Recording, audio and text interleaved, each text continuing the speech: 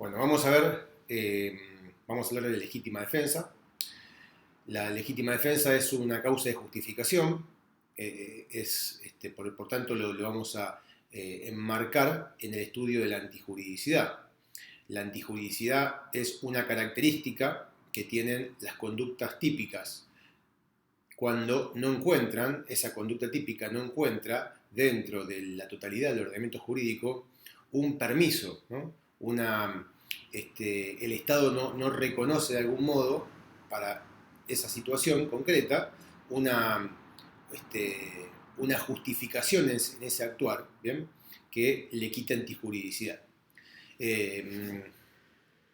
Vamos a ver que algunos tipos permisivos, algunas causas de justificación están expresamente planteadas en el Código Penal y otras, en cambio, las podemos encontrar dispersas en la totalidad del ordenamiento jurídico. La figura que vamos a ver ahora, el instituto que vamos a analizar en este corto video, de forma muy sintetizada, como siempre, es la de la legítima defensa, que está regulada en el artículo 34, incisos 6 y 7 de nuestro Código Penal, entre aquellos actos que nuestro Código Penal, o aquellas situaciones que nuestro Código Penal considera que no son punibles. La estructura que usa, vamos a seguir la estructura que utiliza el código. Debemos empezar diciendo que para que hablemos de una legítima defensa, vamos a analizar la situación de un sujeto que realiza una conducta típica, ¿no? Por empezar, estaremos frente a una conducta típica que vamos a analizar. Y por supuesto, para que haya legítima defensa, por empezar, el sujeto activo de esa conducta típica adopta una posición defensiva frente a un ataque ilegítimo. En principio, entonces, tiene una acción de repeler una agresión. Y ese es el primero de los elementos que tenemos que encontrar para hablar de legítima defensa. Debe tratarse de una conducta que, si bien es típica, porque encuadra alguna de las figuras previstas por nuestro Código Penal, por ejemplo, lesiones o por ejemplo homicidio, pero no se agotan esas dos, pero que son desplegadas por el sujeto activo para repeler una agresión ilegítima. Cuando hablamos el código habla justamente de impedir o repeler una agresión ilegítima y en defensa propia o de sus derechos. Quiere decir que puede ser el ejemplo como el que yo les planteé, que alguien realice una conducta típica para evitar ser lesionado, para evitar que lo maten, como también para defender un derecho propio, como puede ser su propiedad. La agresión ilegítima, entonces, tiene que tener esa característica, tiene que ser un ataque, un acometimiento a la persona, a la integridad física, a la vida o a otros derechos del sujeto que se defiende. Por empezar, vamos a desplegar esta cuestión. Primer elemento, agresión ilegítima. La agresión debe ser un acto, una conducta humana. ¿Bien? En los términos que nosotros hemos visto al desarrollar el concepto de acción o de conducta, ¿no? Tiene que tratarse de un hecho, por empezar, un hecho tiene que causar una repercusión en el mundo exterior, tiene que ser voluntario, desplegado voluntariamente por el sujeto activo, por el que ataca, en contra del que se defiende.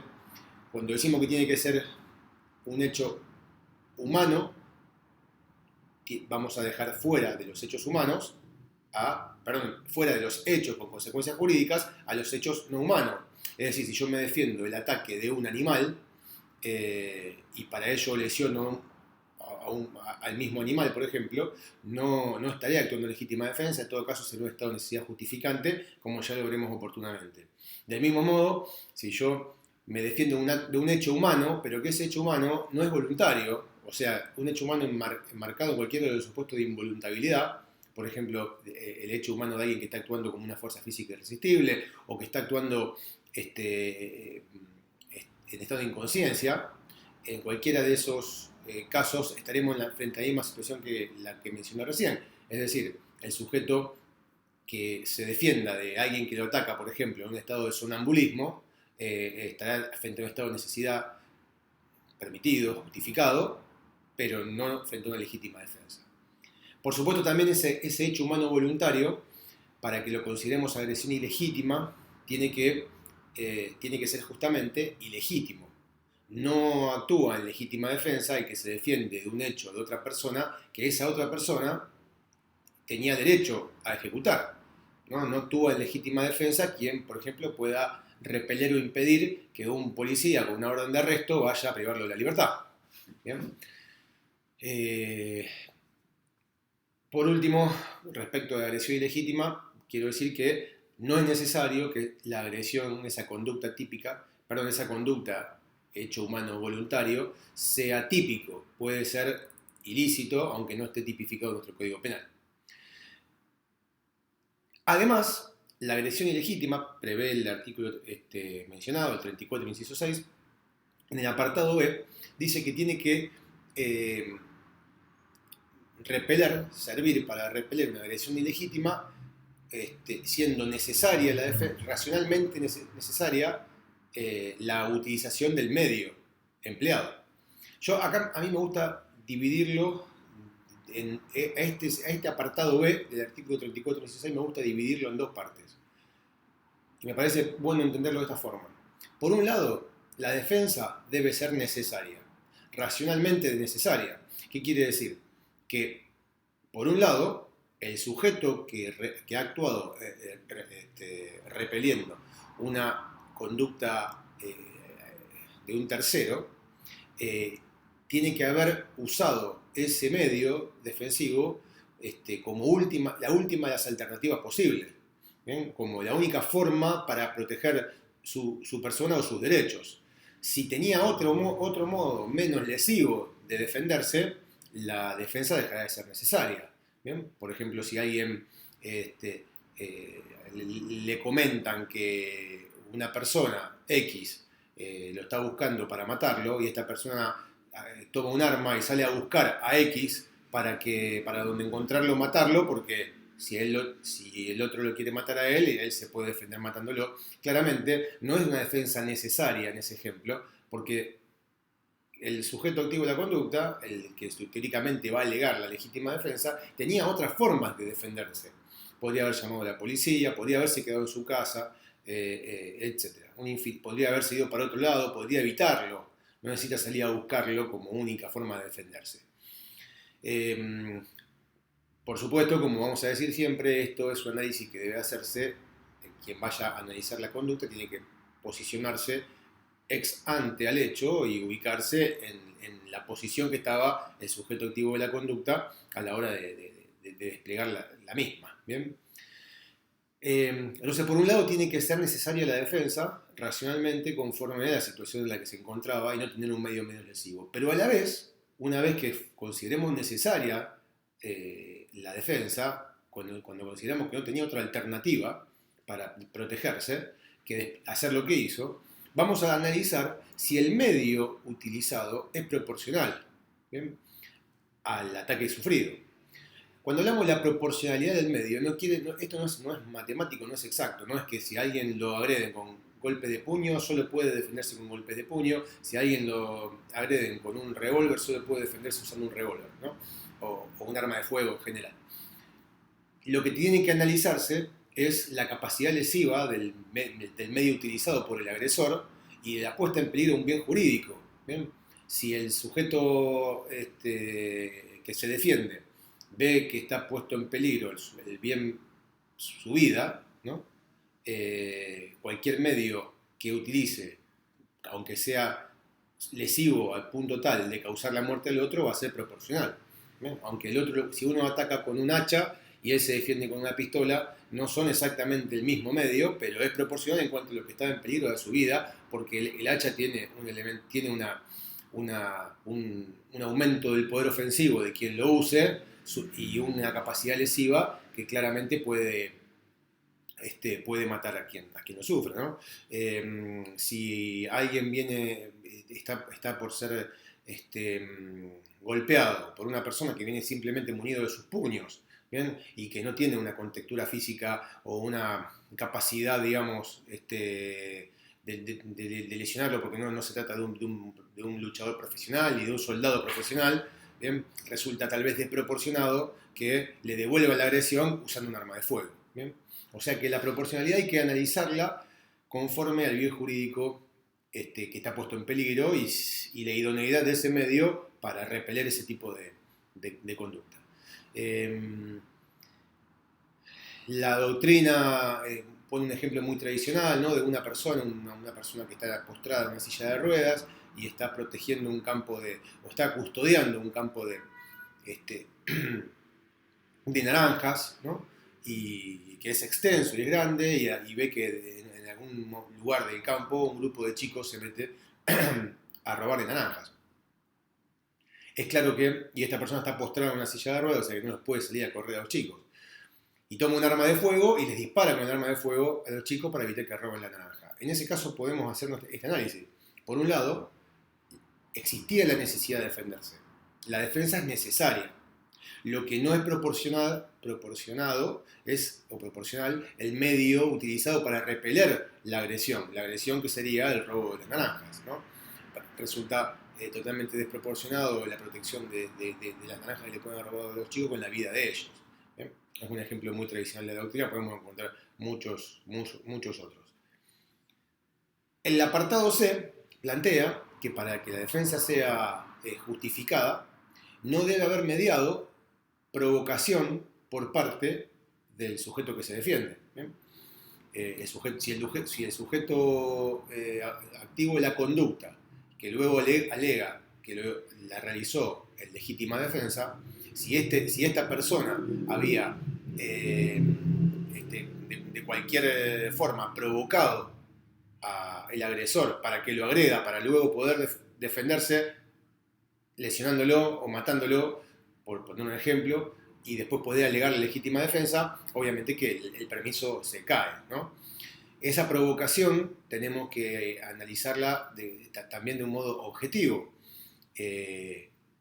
No podemos analizar subjetivamente la personalidad de la persona provocada para poder determinar si fue o no fue una provocación, sino que tenemos que analizar que la conducta desplegada por el sujeto que se defiende no fuera suficientemente idónea para provocar la reacción agresiva de la otra persona y con un marco de objetividad, no de subjetividad. Quiero decir, si hay ciertos actos que puedan llegar a alterar a una persona, pero esa alteración no justifica que agreda, ¿no? Si alguien, no sé, es sometido a una burla, a una chanza, digamos, folclórica, por una cuestión futbolística, y a esta persona no le gusta que lo carguen, y cuando lo cargan reacciona violentamente y agrede, bueno, no podrá alegar que lo provocaron porque la provocación porque la reacción es desmedida, tratándose simplemente que lo cargaron por una cuestión de un juego, de un deporte. ¿Bien? Tampoco podemos decir, o un juez tampoco podría considerar, bueno, pero vos se lo dijiste, la cargada se la planteaste a este tipo que es un loquito y que salta como leche hervida, ¿no? O sea, es un análisis absolutamente subjetivo y no objetivo que no justifica que el otro te haya agredido. ¿Bien? Distinto es, por ejemplo, si una persona va caminando con su pareja por la calle y otro va y, por ejemplo, manosea a la pareja enfrente de él o de ella. Y esto obviamente que la primera reacción va a ser de defender a la pareja y de atacar al agresor. Entonces, si alguien defiende a su pareja y ataca al agresor, el agresor no podrá considerar ilegítima la agresión porque claramente y objetivamente la provocó.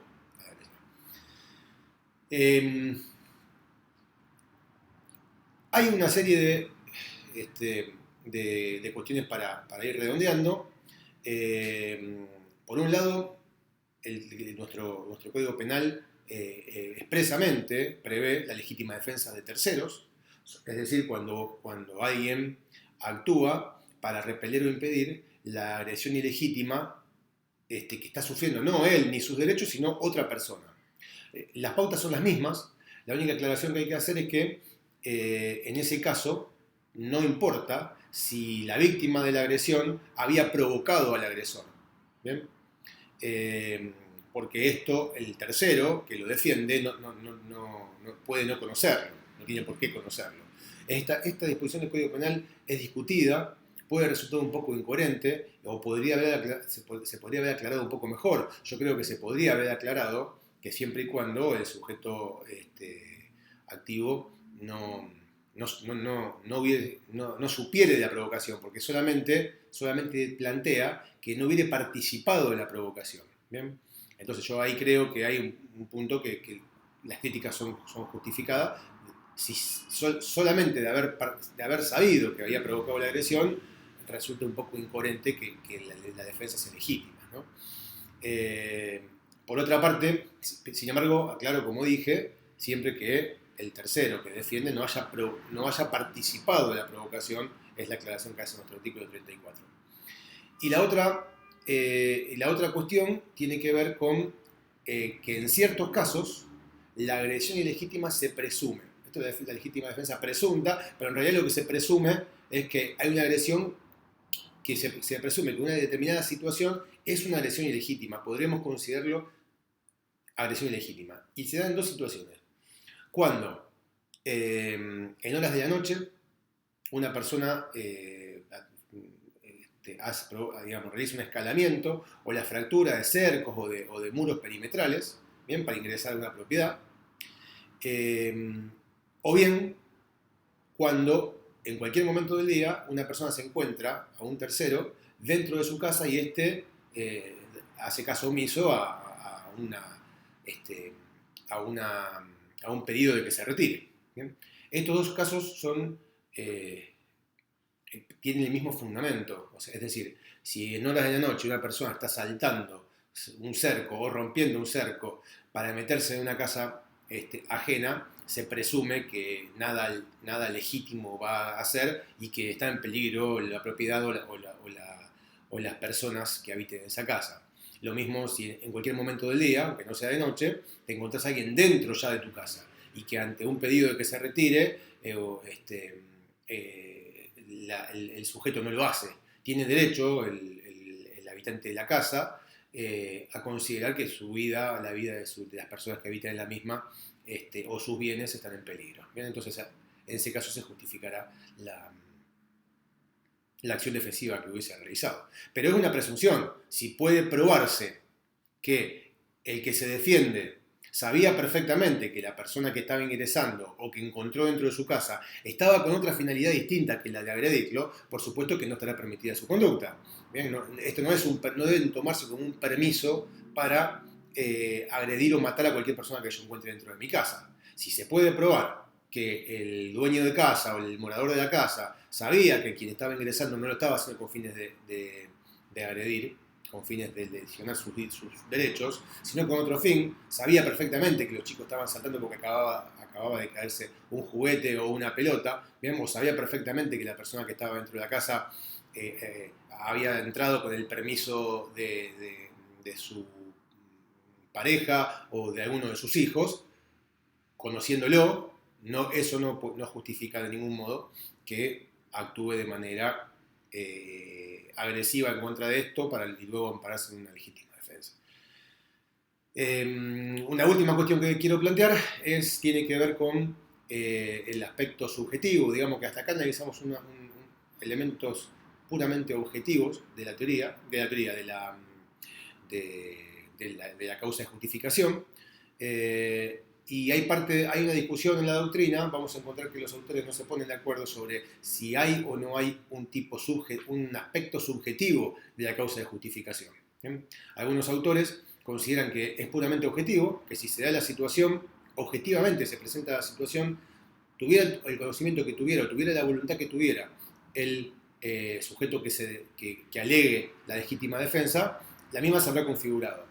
En cambio, hay otros que consideran que no, que además de darse los aspectos objetivos, tiene que darse el aspecto subjetivo, es decir, el conocimiento de que se está sufriendo una agresión ilegítima y la voluntad de defenderse. ¿Bien? Hay algunos autores que hablan de que tiene que existir el dolo de defenderse.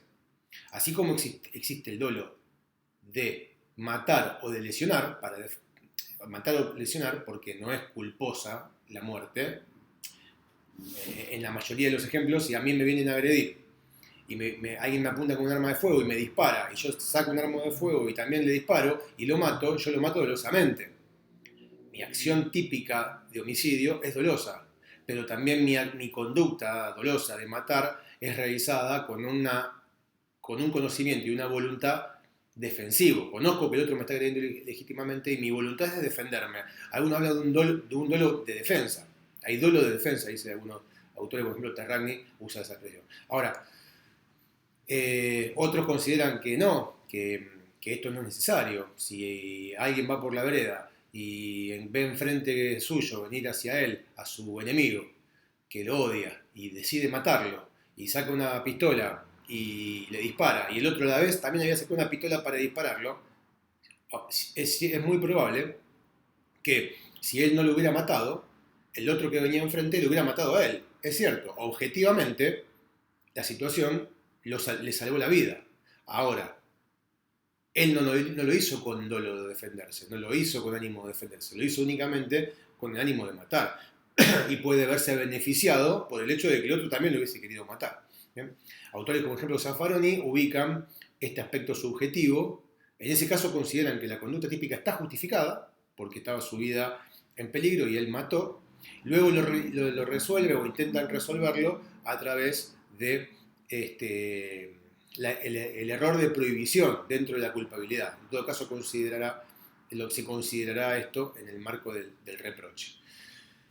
Mi punto de vista particular es que para que sea claro, para que sea fácil de entender, para que no sea confuso, el aspecto subjetivo del tipo permisivo tiene que estar y se tiene que verificar. ¿Bien?